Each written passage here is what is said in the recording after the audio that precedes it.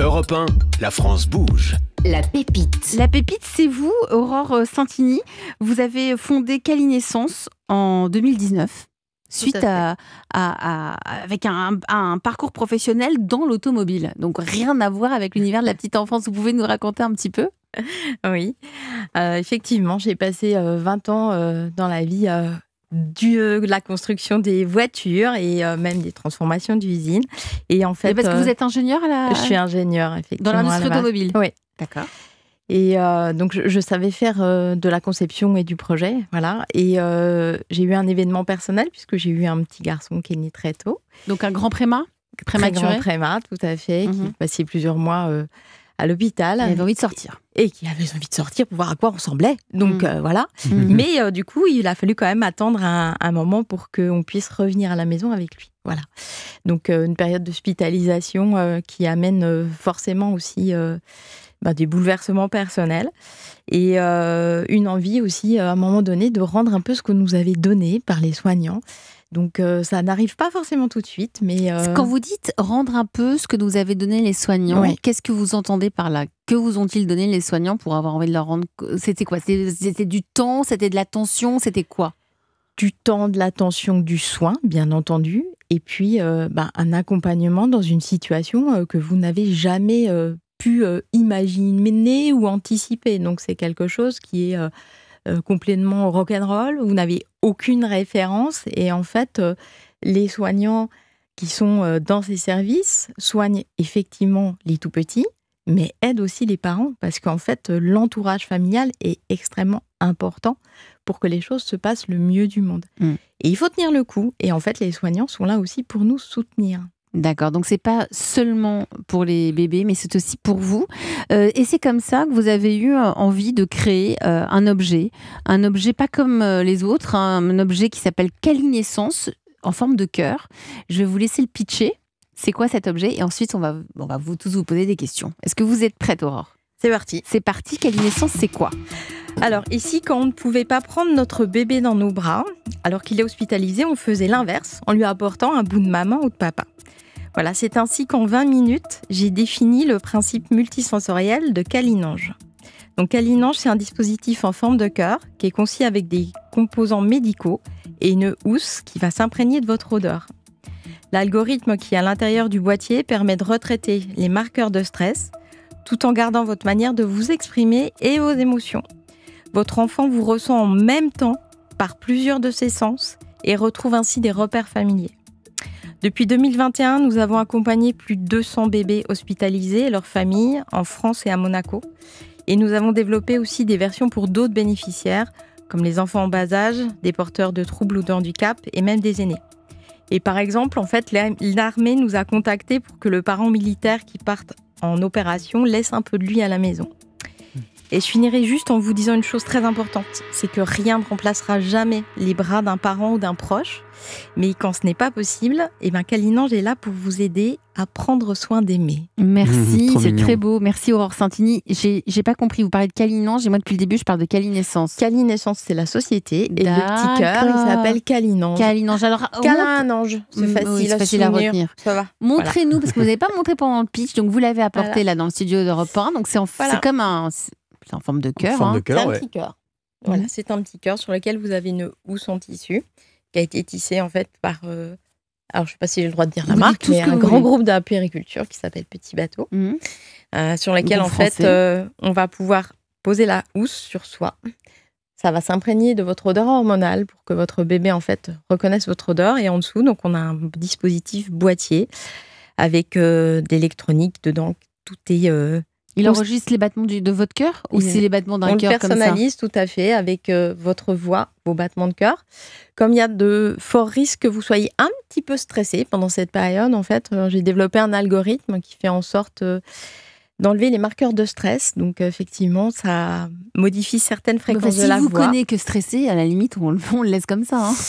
Eh bien, non, mais c'est vrai. Si on lui passe dans un moment où il est instable ou pas bien, c'est quand même mieux de lui donner des marqueurs positifs. Bien sûr, mais bon, voilà. Vu que c'est une période un peu compliquée, autant lui montrer ce que nous, la façon dont on les émotions sont gardées, c'est très important de les garder parce qu'il ne faut pas non plus faire ressentir qu'on est complètement insensible à ce qui se passe, loin de là.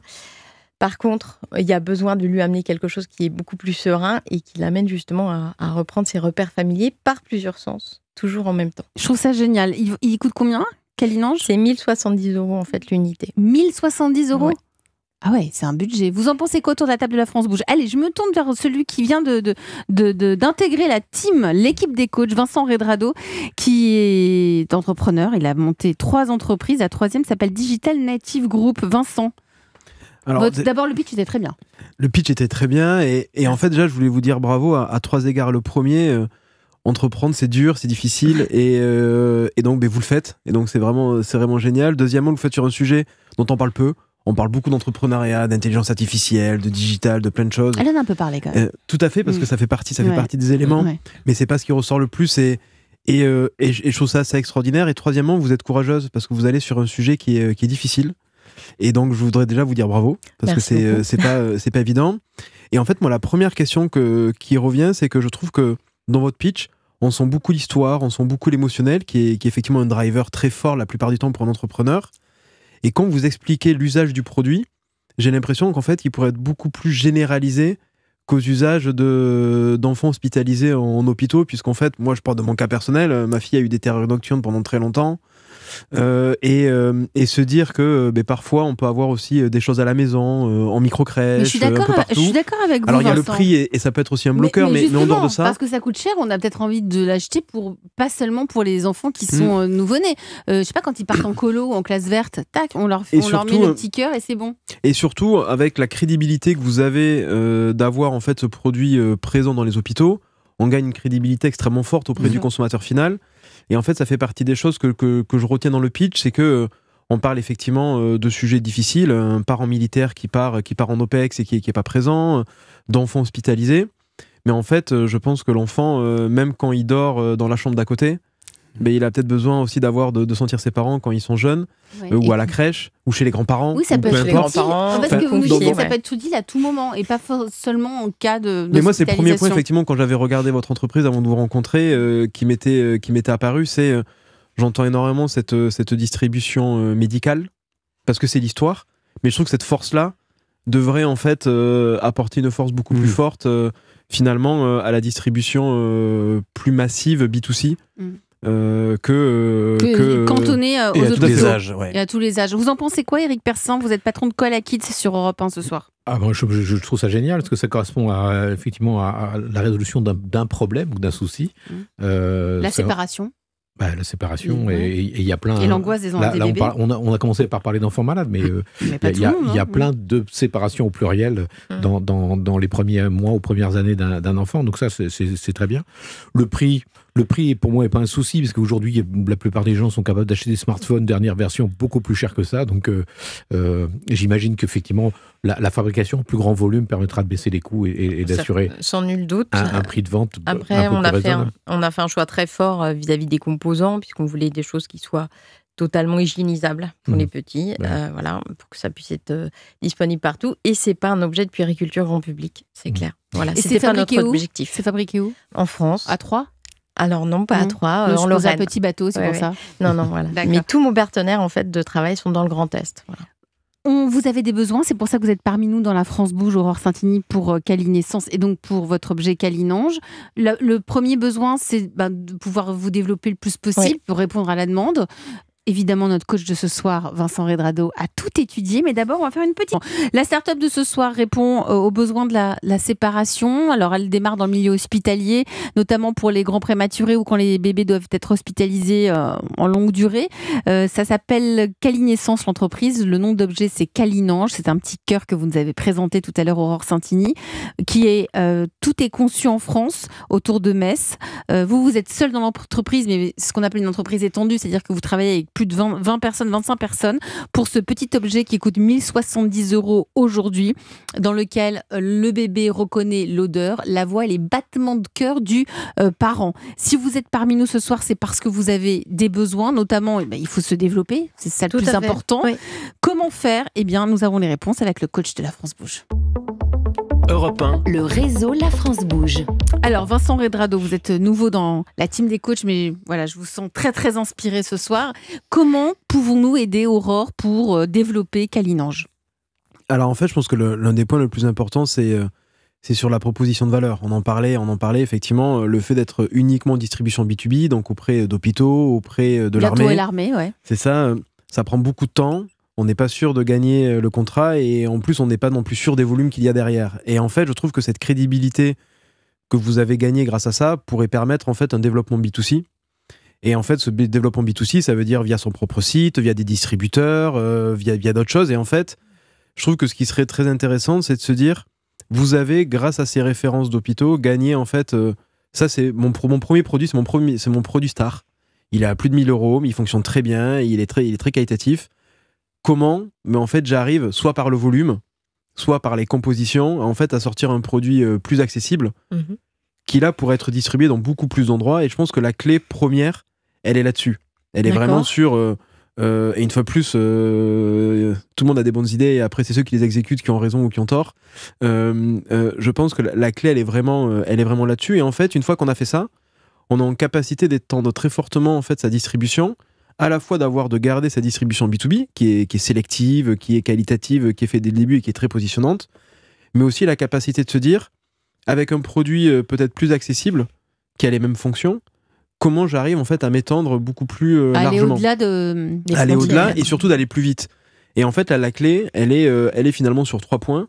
Le premier, on n'en parle pas assez, mais c'est le modèle économique. Quelle est la marge que vous avez sur ce produit qui va vous permettre d'investir ou de donner une commission à un distributeur qui pourrait être un pharmacien, qui pourrait être un ambassadeur, qui pourrait être des personnels de santé qui vont vous recommander, des micro-crèches qui pourraient aussi vous recommander. Donc, comment, en fait, j'ai mon niveau de marge suffisant pour aller finalement développer mon produit en B2C. La deuxième chose, c'est quels sont les leviers de distribution que vous allez utiliser.